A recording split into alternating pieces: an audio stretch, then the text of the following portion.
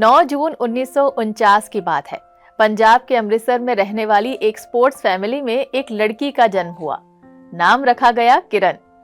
किरण के पिता टेनिस के नेशनल प्लेयर थे और माँ एक बैडमिंटन प्लेयर। 9 साल की उम्र से ही किरण ने भी टेनिस खेलना शुरू कर दिया। स्कूल के बाद किरण अपनी बहन के साथ सीधा टेनिस कोचिंग सेंटर पहुंच जाती। पूरा परिवार वहीं इकट्ठा होता और साथ साथ खेलता। माँ एक बैग में गर्म दूध, फल और बाकी जरूरी चीजों के साथ साथ टेनिस की यूनिफॉर्म भी ले आती। अपनी बारी आते ही दोनों बहनें बड़ी एक्साइटमेंट से टेनिस खेलने में लग जाती।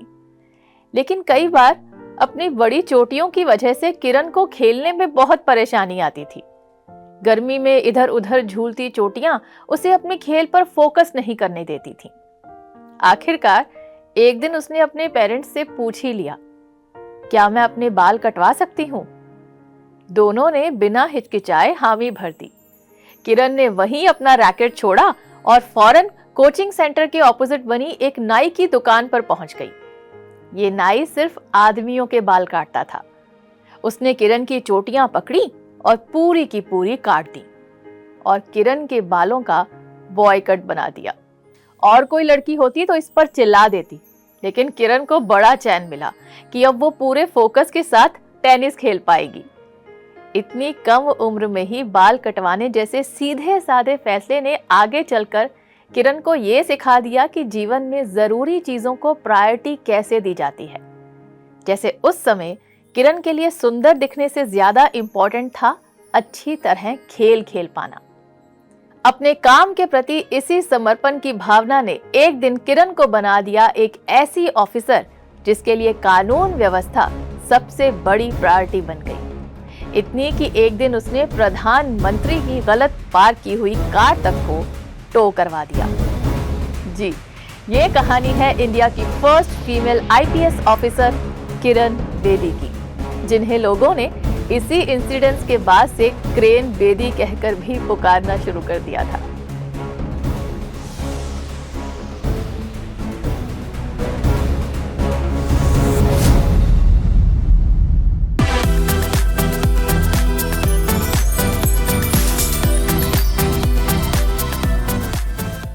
चौदह 15 साल की उम्र से ही किरण बेदी ने देश भर में होने वाले टेनिस कॉम्पिटिशन्स में भाग लेना शुरू कर दिया था। इसी दौरान अक्सर वो अकेले ही ट्रैवल करती थी। उन्होंने बाल तो बॉय कट करवा ही लिए थे, साथ ही पैंट शर्ट भी पहनना शुरू कर दिया था। इसका एक फायदा तो उन्हें ये मिलने लगा कि सफर के दौरान कई बार लोग उन्हें लड़का समझ बैठते और वो उन परेशानियों का सामना करने से बच जाती जो अक्सर एक अकेली लड़की को अकेले ट्रैवल करने के दौरान आती हैं। लेकिन एक बार इसी कारण उन्हें मार तक खानी पड़ गई थी। हुआ ये कि एक बार किरण बेदी लेडीज कंपार्टमेंट में चढ़ गईं। डिब्बा खचाखच भरा था। जैसे ही ट्रेन चलना शुरू हुई, डिब्बे में बैठी एक महिला उठी और आकर किरण बेदी को अपनी छतरी से मारने लगी। उसके बाद तो डिब्बे में मौजूद बाकी लेडीज भी उन पर टूट पड़ी। किसी ने अपना पर्स दे मारा, किसी ने बैग। जिसके हाथ जो लगा उसी से वो किरण बेदी की पिटाई करने लगी और चिल्लाने लगी कि इन लफंगों ने तो जीना मुश्किल कर दिया है। किरण बेदी समझ गईं कि उनके बालों और कपड़ों की वजह से वो उन्हें लड़का समझ बैठी हैं। उन्होंने चिल्ला चिल्ला कर कहा कि मैं लड़का नहीं लड़की हूं, लेकिन कोई भी उनकी बात सुनने को तैयार ही नहीं था। इतने में उन्होंने किरण बेदी को पकड़ा और उन्हें डिब्बे से धक्का मारने लगी। किरण बेदी ने दरवाजे के हैंडल को जोर से पकड़ लिया। इसी धक्कम धक्की में खुद को बचाते हुए उनका एक जूता नीचे पटरी पर गिर गया।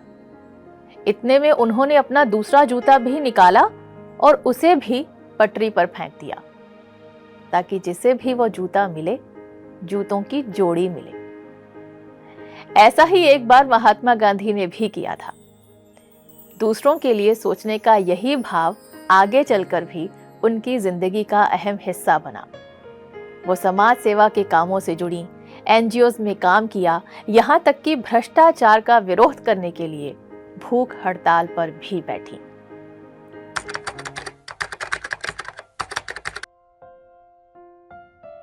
बात तब की है जब किरण बेदी टेनिस की नेशनल जूनियर चैंपियन बन चुकी थी और उन्हें इंतजार था विंबलडन जैसी जानी मानी चैंपियनशिप में खेलने का। एक बार रेलवे की टिकट में डिस्काउंट लेने के लिए वो टेनिस एसोसिएशन के सेक्रेटरी से फॉर्म लेने गईं। दरअसल रेलवे की ओर से स्पोर्ट्स में भाग लेने वाले स्टूडेंट्स को 3rd क्लास के किराए में छूट दी जाती थी। फॉर्म देने वाले सेक्रेटरी महाशय अपनी सीट की पावर में थोड़ा ज्यादा ही मगरूर रहते थे।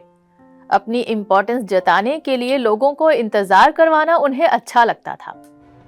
जब तक किरण बेदी की बारी आई, घंटों इंतजार में समय बर्बाद होने की वजह से वो गुस्से से तिलमिला चुकी थी। ना तो उनके पास होमवर्क करने का टाइम बचा था, ना एक्सरसाइज का और ना ही प्रैक्टिस का।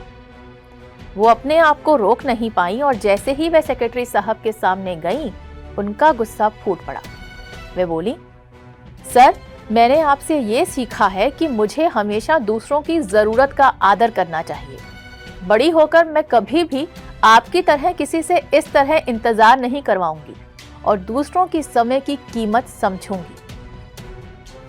किरण बेदी की इस बात पर सेक्रेटरी साहब इतने नाराज हो गए कि उन्होंने विंबलडन के लिए किरण बेदी का नाम भेजने की बजाय किसी और का नाम भेज दिया। अपना सपना टूट जाने पर किरण बेदी दुखी तो बहुत हुई, लेकिन उन्होंने तय किया कि वो हताश होकर बैठने की बजाय मेहनत करेंगी और नया सपना देखेंगी। इसी सोच और मेहनत के दम पर फिर एक दिन उन्होंने अपना एक सपना पूरा किया और वो था देश की फर्स्ट फीमेल IPS ऑफिसर बनने का। 1993 की बात है। किरण बेदी को साउथ एशिया की सबसे बड़ी जेल तिहाड़ जेल की कमान सौंपी गई। तब ये जेल किसी नर्क से कम नहीं थी। खुली नालियों की बदबू, जेलों में ठूस ठूस कर भरे हुए कैदी जो आपस में लड़ते झगड़ते रहते थे, कभी धर्म के नाम पर तो कभी जात पात के नाम पर।